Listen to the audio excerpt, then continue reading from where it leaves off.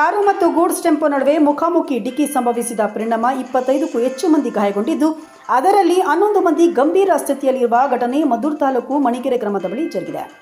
Auto ಚಾಲಕ 21 ವರ್ಷದ Durgesh, car ಚಾಲಕ 28 ವರ್ಷದ ರಾಜೇಶ್, ಕಾರಿನಲ್ಲಿದ್ದ ಅಭಿ, ಬಾಲು, ಚಂದನ್, ಮೋಹನ್, ಟೆಂಪೋದಲ್ಲಿದ್ದ ವರಲಕ್ಷ್ಮಿ, ಶೆಟ್ಟಮಣಿ, ನಾಗರಾಜ ಅರಸ್, ಕಾಂಚನ, ಕಾಂತರಾಜ ಅರಸ್ ಅವರಿಗೆ ಗಂಭೀರವಾಗಿ ಗಾಯಗಳಾಗಿವೆ. ಉಳಿದವರಿಗೆ ಸಣ್ಣಪುಟ್ಟ ಗಾಯಗಳಾಗಿದ್ದು ಯಾವುದೇ ಸಾವು ಸಂಭವಿಸಿಲ್ಲ.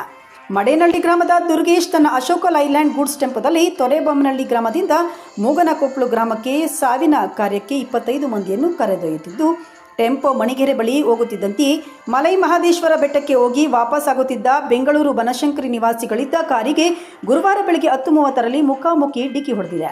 ಡಿಕ್ಕಿ ಹೊಡೆದ ರಭಸಕ್ಕೆ ಗೂಡ್ಸ್ ಟೆಂಪೋ ರಸ್ತೆ ಮಧ್ಯಭಾಗದಲ್ಲಿ ಮೊಗಚಿ ಬಿದ್ದಿದ್ದು, ಟೆಂಪೋದಲ್ಲಿ ಕುಳಿತಿದ್ದವರಿಗೆ ಗಾಯಗಳಾಗಿದೆ. ಕಾರು ಸಹ ಸಂಪೂರ್ಣ ಜಖಂಗೊಂಡಿದ್ದು, ಕಾರಿನಲ್ಲಿದ್ದ 5 ಮಂದಿಗೂ ಗಂಭೀರವಾಗಿ ಪೆಟ್ಟು ಬಿದ್ದಿದೆ. ತಕ್ಷಣವೇ ಸ್ಥಳಕ್ಕೆ ಆಗಮಿಸಿದ ಕೆಂದುಡ್ಡಿ ಪೊಲೀಸ್ ಠಾಣೆ ಪಿಐ ಆನಂದ್ ಹಾಗೂ ಸಿಬ್ಬಂದಿ ಗಾಯಾಳುಗಳನ್ನು ಆಂಬ್ಯುಲೆನ್ಸ್ ಮೂಲಕ ಕೆಂದುಡ್ಡಿ ಸಮುದಾಯ ಆರೋಗ್ಯ ಕೇಂದ್ರದಲ್ಲಿ ಚಿಕಿತ್ಸೆ ಕೊಡಿಸಿ ಹೆಚ್ಚಿನ ಚಿಕಿತ್ಸೆಗಾಗಿ ಮಂಡ್ಯದ ಮಿಮ್ಸ್ ಆಸ್ಪತ್ರೆಗೆ ಕಳುಹಿಸಿದರು. ಅಪಘಾತ ನಡೆದ ಸ್ಥಳಕ್ಕೆ ಜಿಲ್ಲಾ ಪೊಲೀಸ್ ವರಿಷ್ಠಾಧಿಕಾರಿ ಮಲ್ಲಿಕಾರ್ಜುನ್ ಬಾಲದಂಡಿ, ತಾಲೂಕು ತಹಸೀಲ್ದಾರ್ ಡಾಕ್ಟರ್ ಸ್ಮಿತಾರಾಮ್ ಸ್ಥಳಕ್ಕೆ ಭೇಟಿ ನೀಡಿ ಪರಿಶೀಲನೆ ನಡೆಸಿದರು. ನಂತರ ಗಾಯಾಳುಗಳ ಬಗ್ಗೆ ವಿವರ ಪಡೆಯಲು ಮಂಡ್ಯ ಮಿಮ್ಸ್ಗೆ ತೆರಳಿದರು. ಈ ಸಂಬಂಧ ಕೆಂದುಡ್ಡಿ ಪೊಲೀಸ್ ಠಾಣೆಯಲ್ಲಿ ಗುರುವಾರ ಮಧ್ಯಾಹ್ನ 12 ಗಂಟೆಯಲ್ಲಿ ಪ್ರಕರಣ ದಾಖಲಾಗಿದೆ.